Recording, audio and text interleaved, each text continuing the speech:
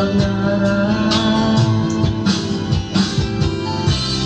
Esperanza, kahit bagay bigat, ang pagsubok na nasa iyong balikat.